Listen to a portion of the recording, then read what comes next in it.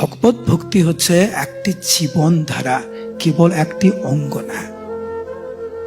কেবল সকালে ঘুম থেকে ওঠা, কেবল মঙ্গল আরতি, কেবল চারটে নিয়ম পালন করা, কেবল শাস্ত্র অধ্যয়ন, কেবল না।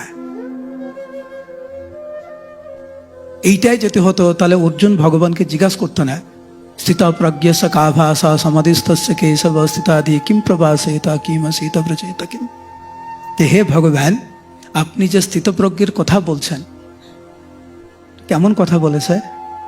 তার চালচলন কেমন, তার ভাষা কেমন, তার কথাবার্তা কেমন, তার ব্যবহার কেমন।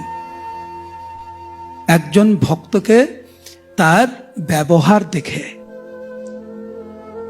তার জীবনধারা দেখে, তার সংস্কৃতি দেখে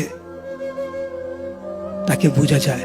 আমি একটু আগে ঘরে কয়েকজন ইসলামী বলছিলাম, কেউ যখন আমার সাথে খারাপ ব্যবহার করবে সেটা তার সংস্কৃতি, কিন্তু প্রত্যুত্তরে আমি কিভাবে তার সাথে ব্যবহার করছি সেটা আমার সংস্কৃতি। তুমি আমার সাথে খারাপ ব্যবহার করছো, হরে কৃষ্ণ, কিন্তু আমি কেমন ব্যবহার করব সেটা আমার সংস্কৃতি। কিন্তু ভক্তদের সংস্কৃতি হচ্ছে ভাগবত। এর উপরে ভিত্তি করে আমরা চলার চেষ্টা করি। আমার বিষয় হচ্ছে ভাগবতের শিক্ষা। ভক্তের জীবন কার উপরে ভিত্তি করে? ভাগবতের শিক্ষার উপরে ভিত্তি করে।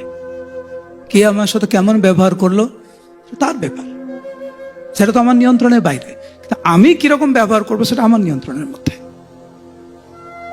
সেটাই প্রমাণ করবে আমি কেমন, আমার ভগবত ভক্তিতে আমি কতটা উন্নতি করেছি, আমি সেটা আমার ব্যবহারই বলবে। আজকে সকালবেলা দেবানন্দ পণ্ডিতের বর্ণনা আমরা শুনেছি ভাগবত নিয়ে। কোন দেবানন্দ পণ্ডিতকে মহাপ্রভু গ্রহণ করলেন আর কোন দেবানন্দ পণ্ডিতকে মহাপ্রভু ত্যাগ করলেন আমরা শুনলাম। দেবানন্দ পণ্ডিত যখন জ্ঞানের উপরে ভিত্তি করে তার জীবনযাপন ছিল, মহাপ্রভু পরিত্যাগ করেছেন। মহাপ্রভু তো ওনাকে শাসন করার জন্য যাচ্ছিলেন, ভক্তরা দৌড়ে ধরে রেখেছে জোর করে।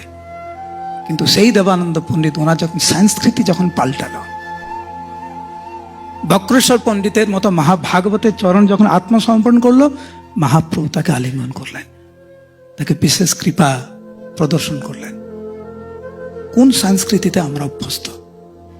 ভাগবতের সংস্কৃতিতে না আত্মকেন্দ্রিক সংস্কৃতি আমাদের? পরীক্ষিত মহারাজের সংস্কৃতি ছিল ভাগবতের উপর ভিত্তি করে। সেই জন্য সবাই এগিয়ে এসেছে সাহায্য করার জন্য। তো কি করব আর কি করব না, সংকল্প বিকল্প, অনুকূল প্রতিকূল, ভালো মন্দ, বিচার বিবেচনা করতে হয়। সেটাই যদি না হতো তাহলে ভাগবতের দ্বিতীয় শ্লোকে বলতো না ধর্ম প্রচিত কইতব্য। পরম সত্য শ্রীমদ্ ভাগবতে বর্ণিত হয়েছে, স্থাপিত হয়েছে, সমস্ত কৈতব ধর্ম পরিত্যাগ করে।